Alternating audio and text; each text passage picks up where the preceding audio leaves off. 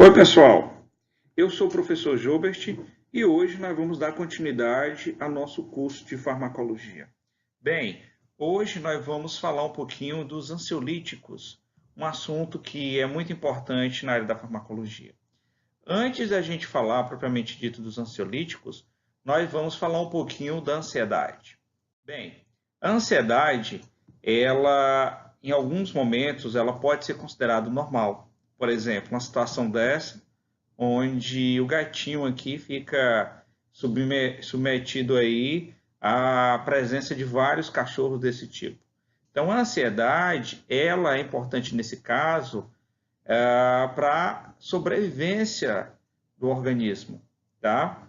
Então, nesse caso, o animal ou vai fugir ou vai lutar, e nesse caso de ameaça, a ansiedade ela é de fundamental importância.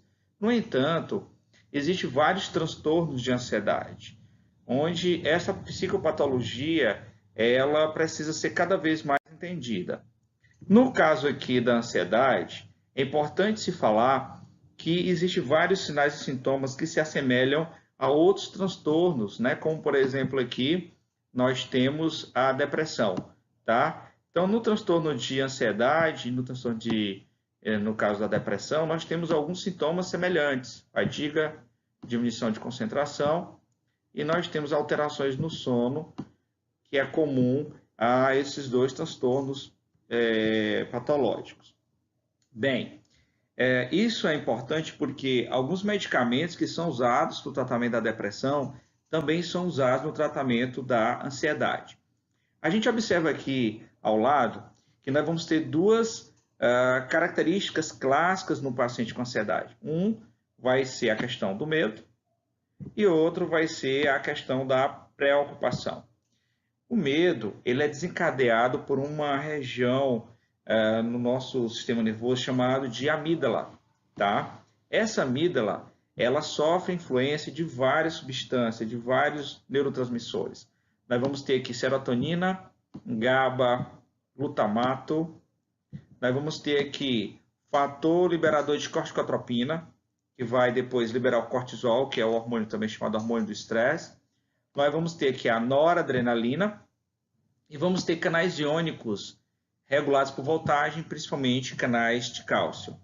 Se você observar aqui, nós vamos ter aqui associado à preocupação outra região, que vai ser o circuito córtico-estriato tálamo-cortical. Essa região, ela também é estimulada ou inibida por várias substâncias semelhantes que a amígdala. Um diferencial aqui vai ser na presença da dopamina, que não vai estar relacionada aqui muito com a questão do medo, e sim a preocupação. Bem, nós temos aqui algumas conexões entre a amígdala e algumas outras regiões anatômicas cerebrais e alguns efeitos associados com essa conexão. Por exemplo, a amígdala, uma vez estimulada, ela pode aqui ter uma conexão com o córtex orbitofrontal e também com o córtex cingulato anterior. Então, essa conexão é que vai estimular a sensação de medo em uma pessoa que tem ansiedade. Da mesma forma, essa amígdala, ela também pode estimular um núcleo chamado núcleo parabraquial. Esse núcleo parabraquial, ele vai estar associado com o controle respiratório. Então, nós vamos ter um paciente com ansiedade com alterações respiratórias. A gente pode citar aqui o aumento da frequência respiratória, o paciente podendo ter uma hiperventilação, dispneia e também um sintoma semelhante à asma. O paciente vai ter uma dificuldade de respiração. Essa amígdala também ela se conecta com o hipotálamo. O hipotálamo, nós conhecemos, é uma região anatômica cerebral que está associada à produção de vários hormônios, dentre eles o cortisol. Então, uma vez estimulado o hipotálamo pela amígdala, nós vamos ter aí a produção desse cortisol. Este cortisol, ele pode aumentar a pressão, aumentar a glicemia, pode aí levar a um comprometimento de um paciente que já é, inclusive, diabético, e levando a vários problemas cardiovasculares. Da mesma forma, essa amígdala ela se conecta com a região chamada locus ceruleus. Esse locus ceruleus, ele é uma região onde nós vamos ter vários neurônios noradrenérgicos, Então, ocorre a liberação da noradrenalina. E com a liberação da noradrenalina, nós vamos ter aqui o aumento do risco cardiovascular. Vai ter o aumento de pressão e outras complicações por conta do aumento da noradrenalina. Da mesma forma, essa amígdala também, ela está associada, em caso de ansiedade, com a substância cinzenta periaquedutal. Essa substância, ela é também chamada substância cinzenta central, que vai estar associado principalmente com a parte motora, tá? Então, nós vamos ter aqui a luta e fuga, que pode acontecer, a musculatura participando desse processo, ou então uma paralisação da pessoa ali que está sofrendo esse problema de ansiedade. Também nós vamos ter a conexão da amígdala com o hipocampo, onde esse hipocampo ele vai registrar essa memória ruim, desagradável, para que o próprio organismo se prepare para um novo evento, caso aconteça, parecido com esse que não foi agradável. E também nós vamos ter uma conexão de outra via que está associada com a preocupação com o córtex pré-frontal na região lateral. Então, nós vamos ter aqui conexão também do tálamo e do estriato, que é aquela via que a gente falou que é a alça, córtico, estriato, tálamo, cortical, que vai estar associada com a preocupação, onde a dopamina que é de fundamental importância. Bem, uma vez falado aí desses principais conexões e sinais e sintomas envolvidos, é importante que a gente comente os neurotransmissores de forma mais aprofundada, associados com ansiedade. Então, nós vamos ter aqui o GABA, que é o neurotransmissor inibitório. Esse GABA, ele é produzido a partir do glutamato. Esse glutamato, ele sofre a ação do enzima chamado ácido glutâmico descarboxilase, produz aí o GABA. E esse GABA, ele entra para dentro da vesícula através de um transportador chamado transportador vesicular de aminoácidos inibitórios. Quando ele entra aqui dentro da vesícula, aí ele vai sofrer o processo de liberação normal, podendo agir nos receptores dele. Tá? Lembrando que o receptor do GABA, ele possui 5 subunidades e vai ter um canal onde vai ter um influxo de cloreto. Tá? Então, geralmente o GABA ele se liga em 2 subunidades, ele se liga geralmente entre a subunidade alfa e beta. Então, 2 subunidades de GABA se ligando, vai abrir o canal de cloro, ou cloreto, e aí vai acontecer o mecanismo inibitório ali no sistema nervoso central. Nós vamos ter aí, basicamente 3 tipos, né? 3 tipos de receptores com variáveis, né? Com algumas variações. Nós vamos ter o receptor GABA-A, receptor GABA-B e receptor GABA-C. O receptor GABA-A é o alvo do nosso estudo, que é o que está mais associado aí com o problema da ansiedade.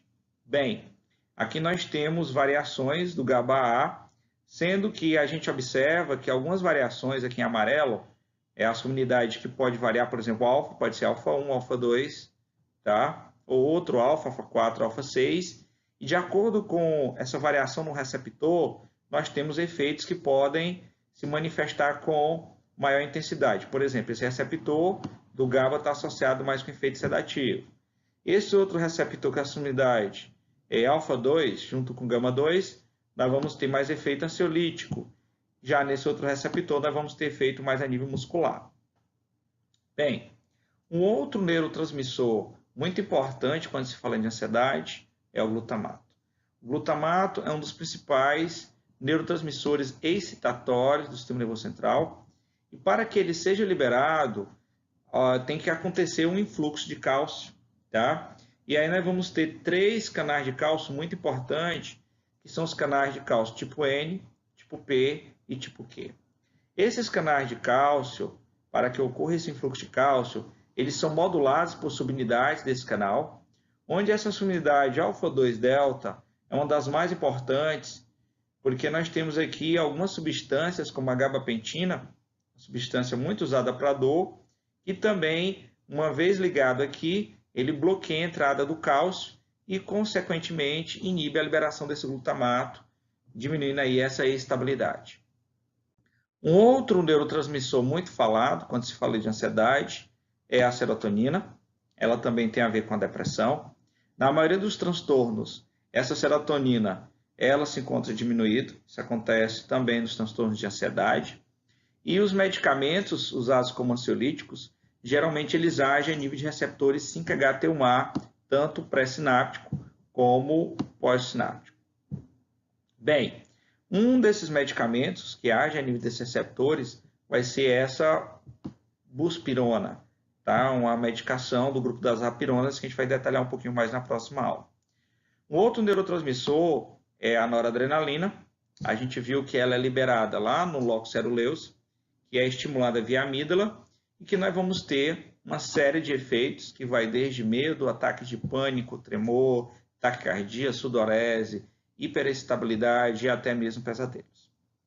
Essa dopamina, ela está muito associada com o circuito da preocupação, tá? Lá com o circuito córtico, tálamo, estriato cortical.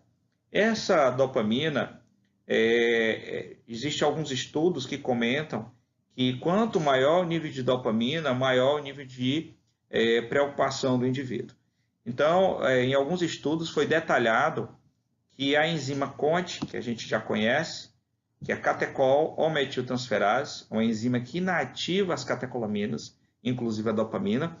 Alguns pacientes possuem uma variação dessa CONT, eles chamavam de genótipo MET, porque a enzima vai ter uma variação desse aminoácido metionina, e nessa variação, nesse genótipo MET, os pacientes eram mais preocupados.